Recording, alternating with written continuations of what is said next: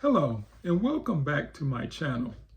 I wanted to do a part two in answer to the question of how much money can you really make in the commercial cleaning industry?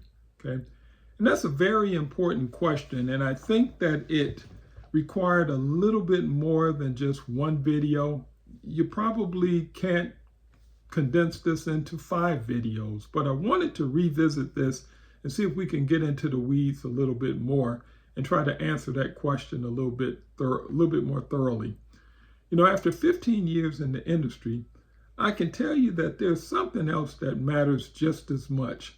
And that's the question of how do you grow and sustain a commercial cleaning business over time? Because the reality is that a lot of cleaning businesses never truly scale. And it's not because the opportunity isn't there or the system doesn't work or the model doesn't work. It's because they run into roadblocks that they weren't really prepared for. And so in this video, I want to go a little bit deeper into the business side of commercial cleaning and talk about some of the biggest reasons why operators struggle to grow. So let's get into it. The first part is the part-time job mentality. One of the biggest patterns that I've seen, especially with new owners and new operators, is that many people enter this business with more of a part-time job mentality instead of treating this as a business, as a real business. And that mindset affects everything that you're going to do in this business. It's going to affect your consistency, your professionalism, your communications, customer retention, and ultimately growth. So let's talk a little bit about each one. Consistency. If you're treating this as a part-time job, that means that you may think that you can go and do these accounts whenever you want to. And that's going to truly affect your customer service. It's going to affect customer satisfaction, because if you're not following the frequency as outlined in your scope of work and in your agreement, then you're going to run into some problems. If you're not treating this as a legitimate business, your professionalism may fall off. You may come dressed any way you want with no real code of conduct or anything like that. And that's going to show probably in your work, and it's going to show in the perception that you kind of give off to your customers. Communication is usually going to be poor because, again, you don't feel obligated to treat this as a business. So the customer should just be glad that you're showing up when you do, and you communicate when you do.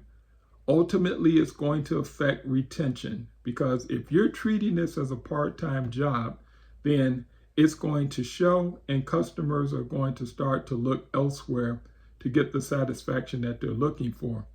And ultimately, your growth. If you're not treating this as a business, you're going to miss a lot of the markers that are required to grow your business. You're going to just stand still and never grow and take it to the next level. I see a lot of people, they look at, hey, we're just cleaning buildings and collecting money, okay? But long-term success requires much more than that. You're operating a business, and that means that you're going to be managing relationships, you're going to be solving problems, maintaining standards, handling staffing issues, and building systems. That all is a part of building and growing a successful commercial cleaning business, okay? A lot of times I say that most people that I encounter who are coming in and looking at this opportunity, they've been employees much longer than they've been employers. So the mindset of an employer is totally different than the mindset of an employee. And you'll see that very quickly. It'll reveal itself very quickly if you don't understand that and you're treating this as a part-time job. For example, if you're looking at this business as a means of not having to deal with people and not having to solve problems and not having to maintain standards, kind of you're the boss and you can do what you want to do, you're going to fail. It's just not going to work. All of these things are vitally important. And operators who eventually grow, they usually make this mentality shift very, very early. They stop thinking like employees and workers, and they start thinking like business owners. The second piece is customer retention is everything. This is a huge point. And honestly, I don't think that a lot of people understand it, or at least they underestimate it when they get into this business. In commercial cleaning, getting accounts is important. But keeping accounts is vital to the success of your business. A lot of times when franchise owners get involved in a franchise company and they're following the model, they don't understand that if you lose accounts, you may or may not be able to get those accounts replaced. If you do get them replaced, it's a one-time replacement. Otherwise, you're going to have to purchase additional accounts or find business on your own. And many new operators don't fully understand the basic pillars of customer retention. Again, things like communication. You're going to hear that throughout. Communication is key. Responsiveness. If a customer has an issue, how responsive are you in getting to that customer and getting that issue resolved? Consistency. Again, customers love consistency. They want to know that if their service frequency is Monday, Wednesday, and Friday, that you are going to be there on Monday, Wednesday, and Friday. Professionalism. Not only are you representing your company, you're also, in a sense, representing that company that you're servicing, kind of indirectly. And customer satisfaction is key, okay? You have to keep that customer happy in order to keep that revenue coming. Those things matter tremendously in this business because some customers are not just paying for cleaning, they're paying for reliability. They want to know that their building is going to be serviced properly, that issues will be addressed quickly, and that they won't have to constantly follow up. Those are key points. This is one of the key reasons, or these are some of the key reasons for customers looking to outsource their commercial cleaning business. And when these things break down, accounts are often lost. So let's get into why losing accounts early is so dangerous. Now, this becomes especially true early in your business because when operators lose accounts early in their tenure, the pressure increases significantly. Now, this is especially true in franchise models. In many franchise systems, there may be an initial guarantee tied to the investment package. But once that period passes, lost revenue has to be replaced. And depending on the system, they may require that you purchase additional business opportunities. And that's a major challenge for some operators because now you're trying to replace lost income.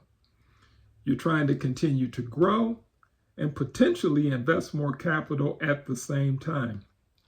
And if the business hasn't developed strong customer relationship habits, then that cycle can become very, very difficult. And this is so key. One of the things that I've seen with operators is that they're focused on, stating that they want to grow their business, but they're not as focused on keeping the accounts that you have. That's your building block.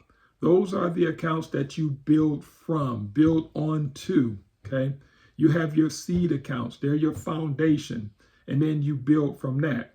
But if you're losing accounts, if they're coming in the front door and leaving out the back door just as fast, you are just going to be on a hamster wheel trying to grow and maintain and keep your business operational, okay? The other piece or the other roadblock that I see frequently is capital is a major growth roadblock. A lot of times people come into this business and they have just enough money to get started. but they're not anticipating that they're going to run into other roadblocks that's going to require more capital. Okay? Growth often requires money, and this affects both franchise and independent business operators, just in different ways. For franchisee, if you're trying to grow your business, it may involve purchasing additional business opportunities or accounts, and those cost money in a franchise model. For independent operators, growth also requires an investment in marketing, sales efforts, equipment, staffing, and operational support.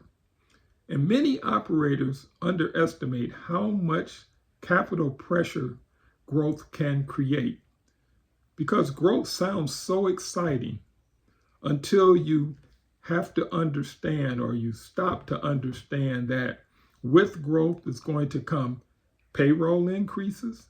You're going to have a little bit more pressure with regards to recruiting employees. Equipment costs increase. Customer expectations are going to increase.